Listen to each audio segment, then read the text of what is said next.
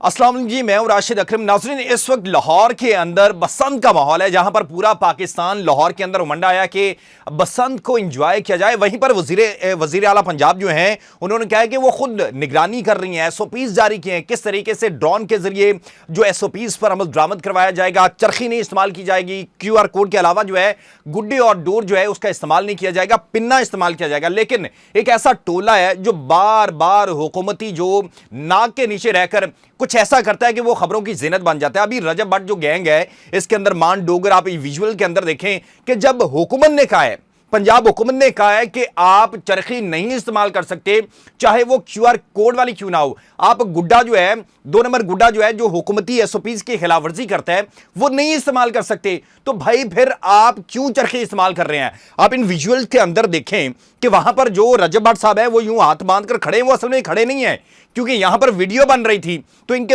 बाकी साथी जो है वो चरखी लगाकर जो है वो गुड्डा उड़ा रहे हैं। तो इसका मतलब है कि ये वजीर आला पंजाब जो है मरियम नवाज साहिबा, उनके जो अहकामात हैं, उनके हुकूमती दिए हुए जो एसओपीज हैं, उनसे इतने बड़े हो गए हैं कि ये जो मर्जी करें, इनको कोई रोकने वाला नहीं है। ये कभी कुछ कहते हैं तो इनकी पिटाई होती है, कभी कुछ कहते हैं तो फिर यानी कि ये खुद स्कैंडल बनाते हैं। अभी देखेंगे इनके खिलाफ अगर जो FIR होती है, मैं तो ये चाहूंगा कि जो वज़ीर इत्तलात अस्मा बुखारी साहब हैं और वज़ीर आला पंजाब जो मरियम नवाज साहब हैं, वो इनके खिलाफ अब कार्रवाई करेंगे और पंजाब की पहली FIR भी इनके खिलाफ हो, क्योंकि इन्होंने चरखी जो है इस्तेमाल किया है। इनके मिलियंस ऑफ फॉलोअर्स हैं, जो लोग इनकी ये वीडियो देखेंगे, उसके ऊपर लाइक करेंगे और फिर वही वीडियो का सहारा लेकर वो तो यही समझेंगे ना कि चरखी का इस्तेमाल जो है वो ममनू नहीं है। जब हुकूमत ने कहा है कि वो ममनू है, तो फिर आप भाई क्यों चरखी इस्तेमाल कर रहे हैं? और फिर वज़ीर आला पंजाब जो है मरियम नवाज साहिबा कह रही हैं कि ड्रोन के जरिए मॉनिटर किया जा रहा है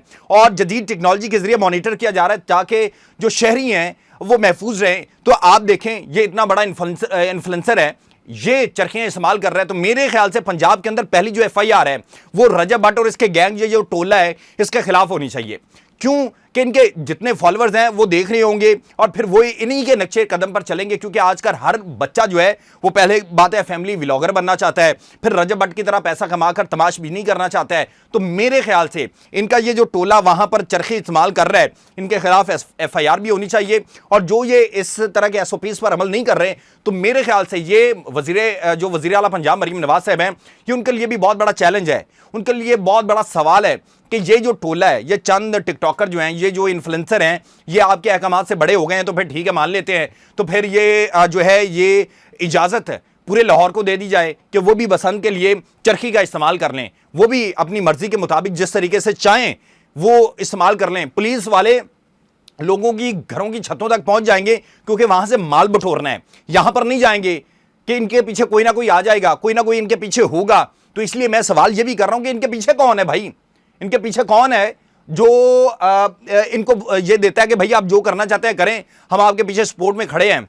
इसका मतलब है कि वजीर आला पंजाब जो कहती हैं कि कानून सबके लिए बराबर है, बसंत की खिलाफवर्जी नहीं की जाएगी SOPs की, तो ये SOPs की खिलाफवर्जी हो रही है, चरखी इस्तेमाल की जा रही है।